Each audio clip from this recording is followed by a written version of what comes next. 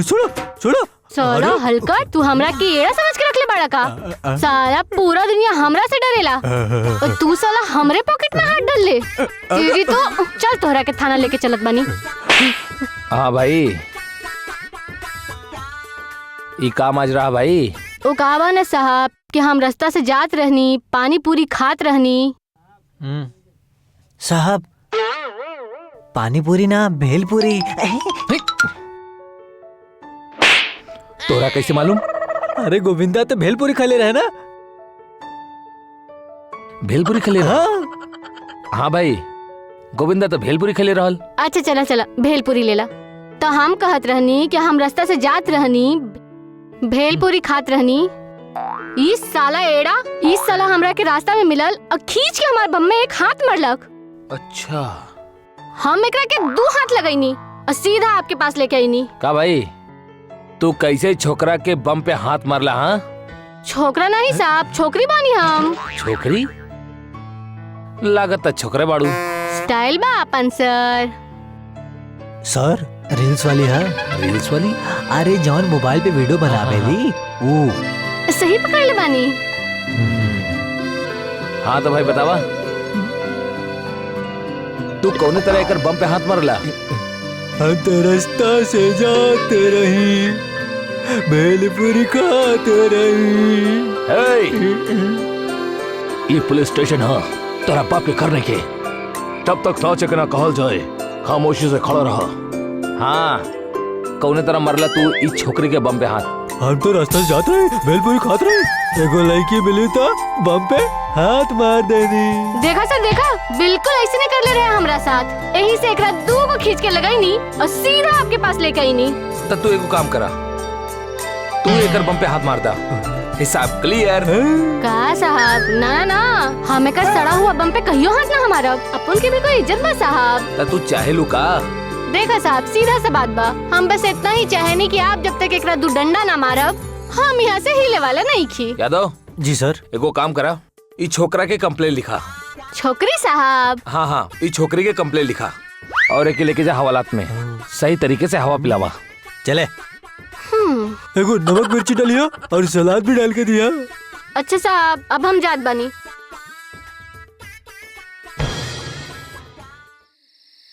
कबे बुढ़ा खुसट तो हर जवानी बड़ा जोश मार रहल बड़ी, चलत फिरल लेकिन के बम पे हाथ मार रहल बड़ा। काहे बे?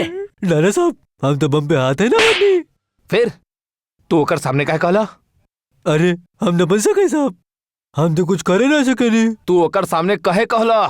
कहाने साहब, पहली बार कोनो खूबसूरत लड़की बोलने बा कि हम ओकरा बम पे हाथ मारनी, ऐसे हम बहुत खुश हो गए नी। का?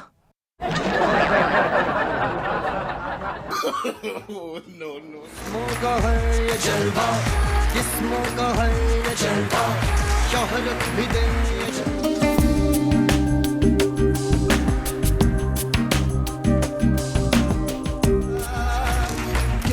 जलवा, जलवा, जलवा।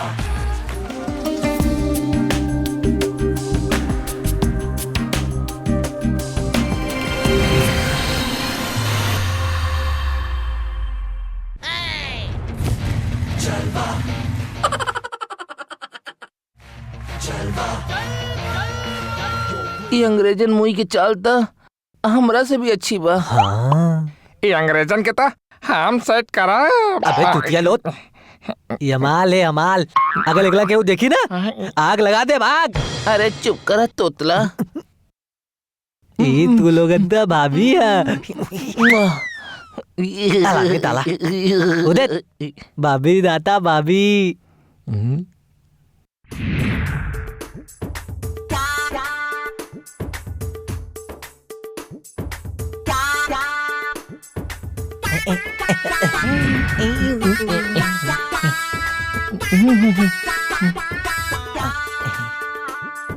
चल चल चल चल चल।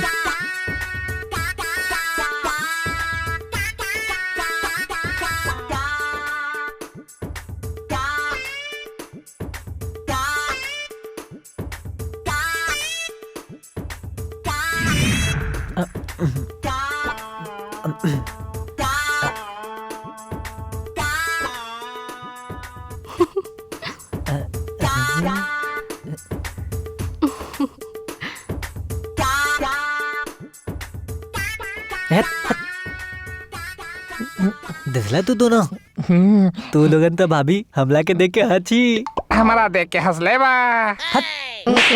चुप कर ठरकी लोग। तू दोनों के ना हमरा देख के हंसले बाड़ी। ताला गौरव हमेशा तू ही लड़की पटा के ले जाला, ए बार ता हम लेके जाए। देखा हमारी बात सुना। अब तक हम जो लड़की पतावले वो तब लय देती अलिया बिलाईती एकला के ता हम भाभी बना के चोला ता लग गई शर्त। लगल चलत। मुआ लोग तू दोनों अगर शर्त हार गईले ना तो तू दोनों के हमार लेके पड़ी। का पप्पी हमने पप्पी का हमने तो धप्पी भी ले ले। यस। हेलो ये आपते थाते हो थैंक यू। हम आपते पलोती हमार नामो गौलव आपते तब भी तोरा जीते दिलोत पले ताप बेदीदे हमलाते तौलती है। हो थैंक यू सो स्वीट।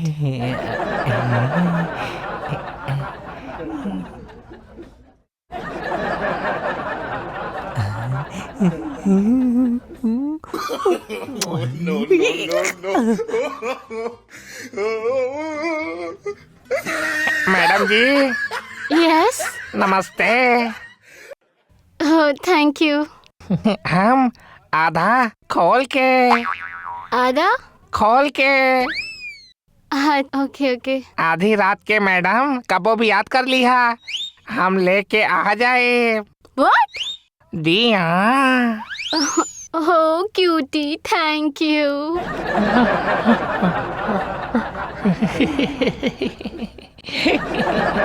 भाई ये तो बात नहीं वो तो बिलायती मैम है ना वो हमला तो तय तो गइल बा वो हमला के पप्पी कैलस। अरे नाना को तो हमारा से पटल बा। वो जब से हमार गाल के छोले बना हम तो नहिले ना बानी। अरे चुप कर मुआ तू ऐसनो कहा नहायला। दे दादा तोलते तोलते बता देते वो तो आल भाभी है वो तिल हमला ते प्याल ते ले ली हमला ते वो हमारा से प्यार करेली और हमारी से पटली बाड़ी हो। वो हमला ते प्याल ते ले ली हमला ते प्याल ते ले ली हमारा से प्यार करेली। अरे कुत्तन की तरह काहे लड़ रहल बाड़ा। उहे से जाके पता करो ना वो केकरा से प्यार करेली। हाय हाय थमिया पहला बाल तू तई बात कैले बाड़े। लेकिन एगो बात बतावा तोहरा के तो इंग्लिश ओबे ना करेली तो कैसे बात करेला उसे तू। English I talk English I can English.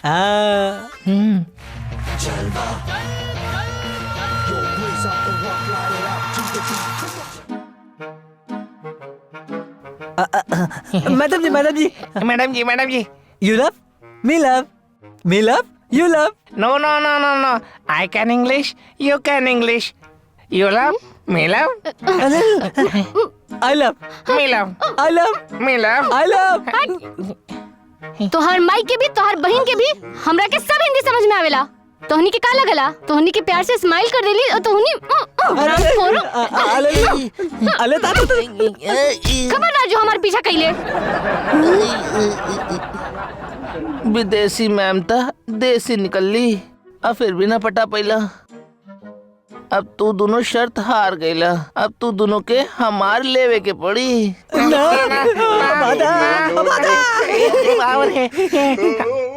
हमारा गर्लफ्रेंड के यार बहुत अलग कहानी बा। अरे बतावा ना यार का बताई। एक दिन हम दोनों डेट पे गए नहीं सुहानी रात रही हम दोनों गाड़ी में रही गाड़ी रुकनी थोड़ा वो करीब आयल थोड़ा हम करीब गए नहीं थोड़ा वो क्लोज आयल थोड़ा हम क्लोज गए नहीं थोड़ा वो रोमांटिक रही थोड़ा हम रोमांटिक रही। रोमांटिक क्लोज अरे ओकर आगे का भइल बतावा ना। अरे भाई ओकरा आगे का भइल कुछ तो बतावा। ओकरा आगे जौन भइल बहुत दिलचस्प रहे।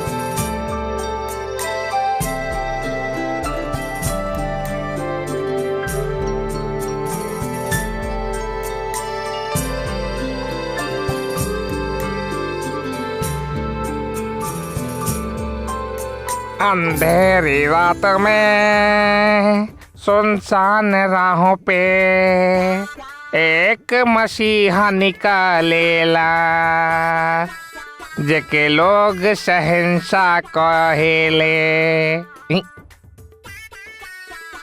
आइला डांसिंग कर, आइला हिलेला भी।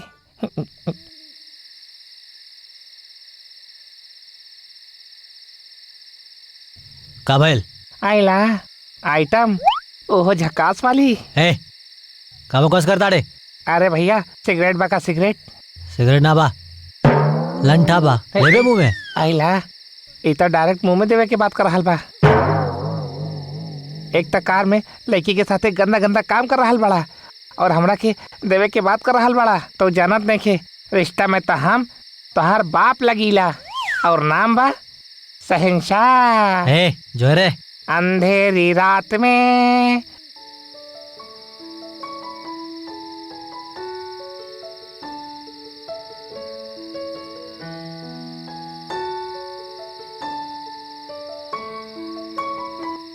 अच्छा एगो बात बतावा, ई तू हर चीज कार में ही काहे करेला?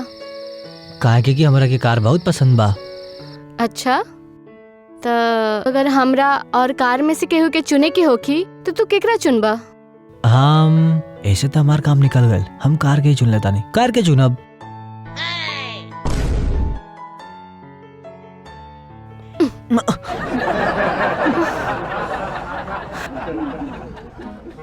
और उ रात के बाद ना वो कबो हमारा मिली और ना हम कबो उससे मिलनी। यानी तहार भी कट गई, तहार भी ब्रेकअप हो गई और हमरो ब्रेकअप हो गई। यानी 2 ब्रेकअप के बाद एगो पैचअप अच्छा रही।